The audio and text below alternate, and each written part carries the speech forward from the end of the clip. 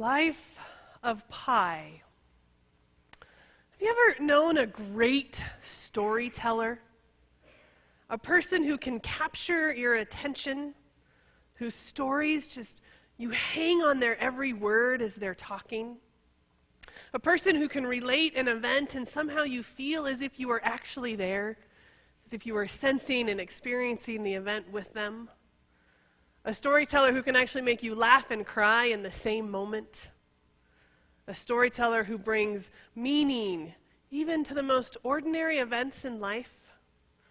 I wish I was that kind of storyteller. It would make my job up here a whole lot easier. But I love storytellers and I love stories.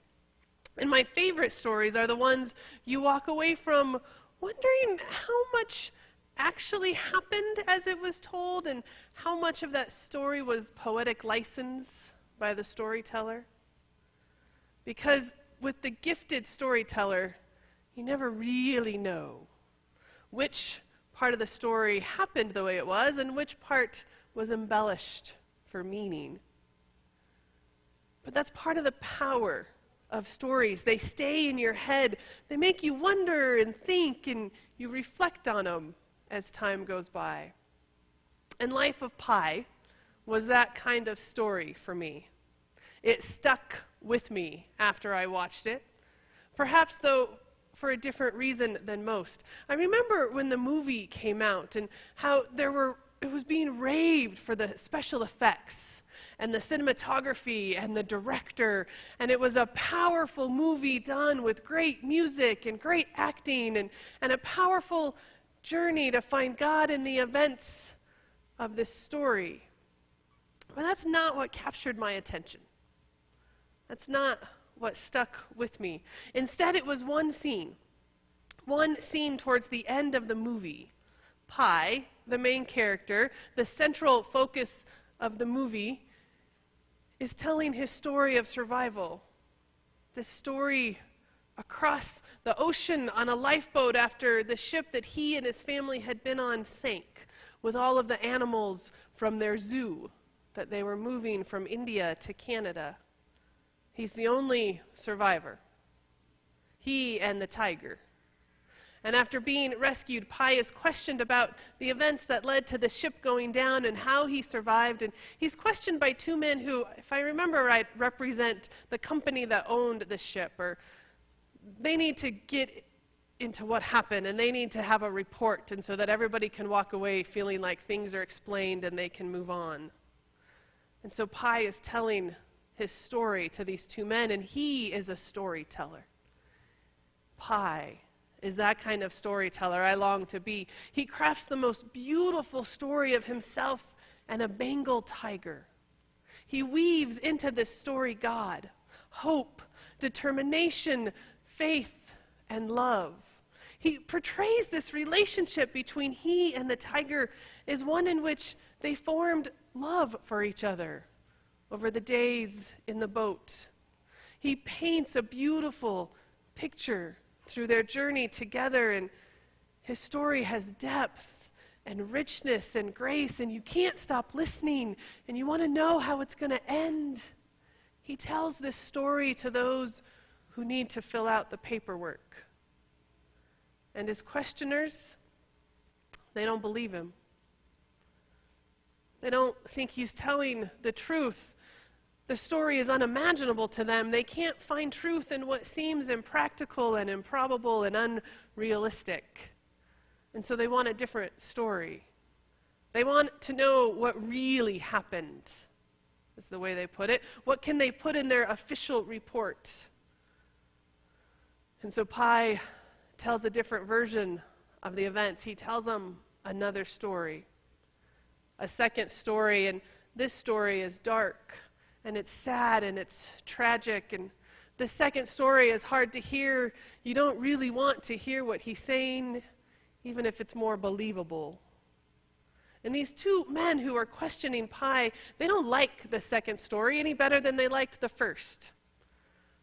My guess is they really wanted another version. But Pi gives them a choice.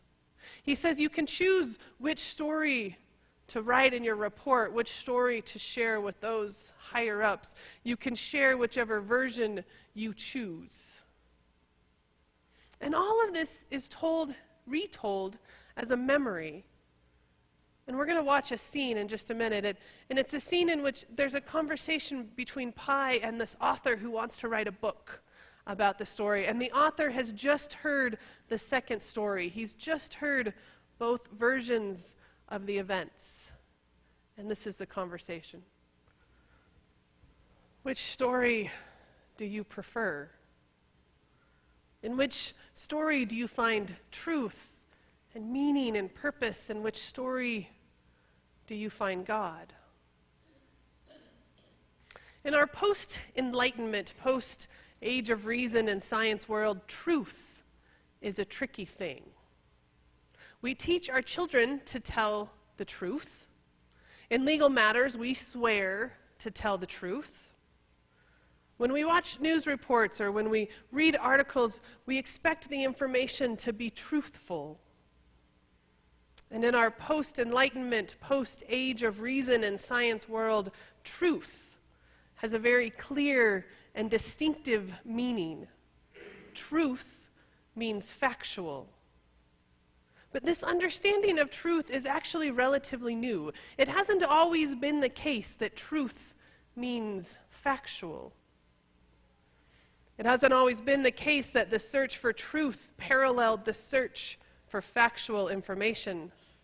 Instead of truth being conveyed through the retelling of historical accounts in an accurate and factual way, truth was often relayed through the telling of stories, the passing down of one generation's story to the next.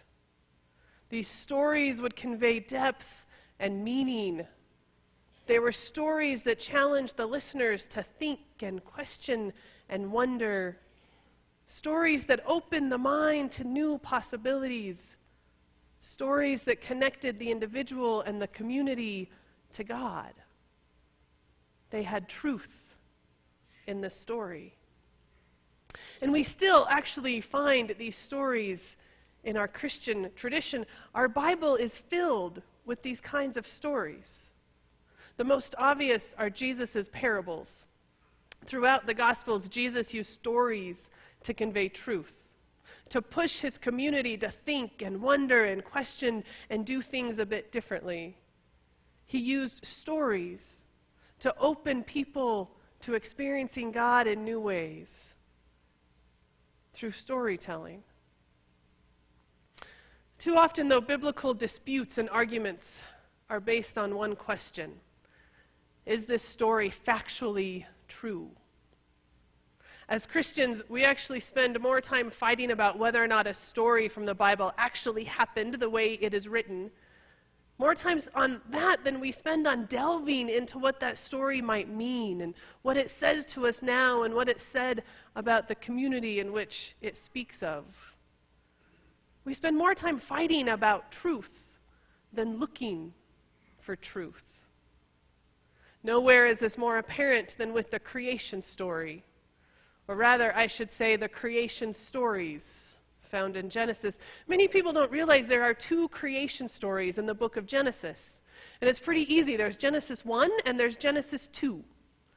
And they each hold a different creation story. The first, the Genesis 1, is the 7-day of creation story that we're probably pretty familiar with. God creates a different aspect of creation each day. He creates night and day, light and darkness, male and female, animals and birds, and they're all created on a different day. And at the end of each day, God declares it good.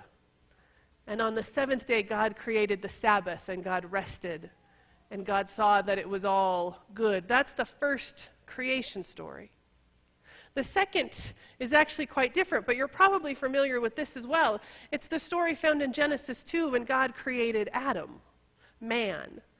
Adam is the Hebrew word for man. God creates man first, and then creation comes together around Adam.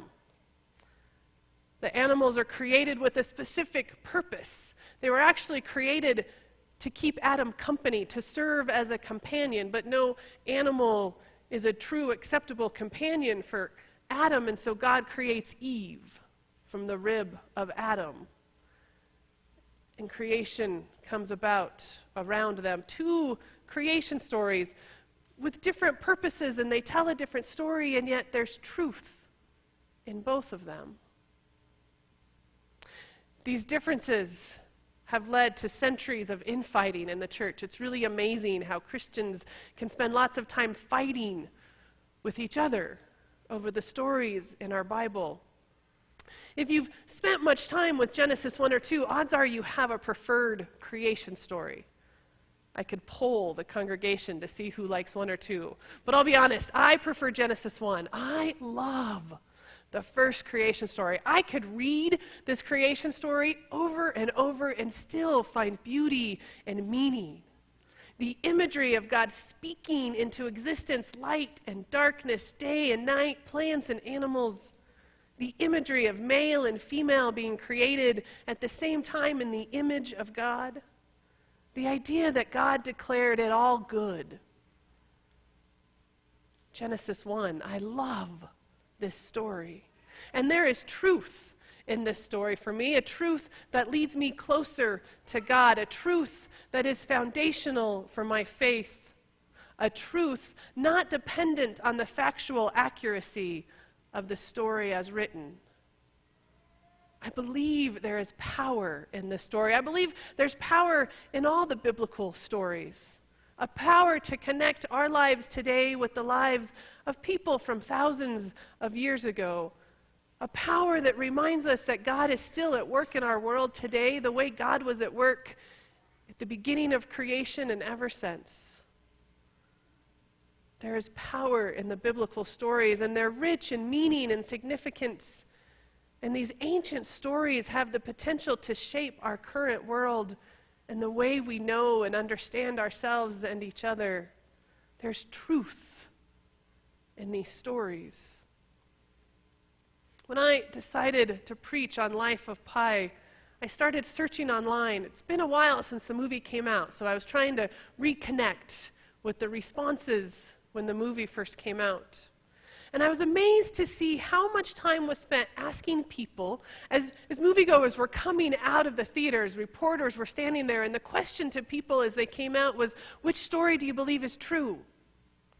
Which story did you like the best? Which story was true? Pick one, the first or the second. Instead of asking moviegoers what meaning they found in the movie or what touched their heart or did they find God in this story, the question that garnered the most attention was, which story do you believe was true? Sometimes I think we ask all the wrong questions. We just start with the wrong questions. And so our answers fall short. Our answers fail to bring us closer to God and to each other. Our answers fail to lead us to a fuller, more meaningful, more grace-filled life because we ask the wrong questions sometimes. You saw the clip in which Pi asked the author to choose which story he preferred, to choose which story brought him closer to humanity and closer to God, which story had a kind of truth that brought about a more abundant, faith-filled life. And the author chose. And we get to choose as well. As Christians, we've chosen to follow the story of Jesus, a story which reveals God's presence, God's love, God's grace, which is offered to us today. It's a story which calls us to offer God's love and grace to others, to all of God's creation. It isn't enough, though, to simply choose this story, to choose to believe, if we don't also choose to follow. If our faith isn't changing how we live, then it might be time that we look at the questions we're asking. What story are we living out? I'm going to end with reading from the first creation story. This is from the Message translation. God spoke, "Let us make human beings in our image, make them reflecting our nature, so they can be responsible for the fish in the sea and the birds in the air, the cattle, and yes, earth itself. And every animal that moves on the face of the earth, God created."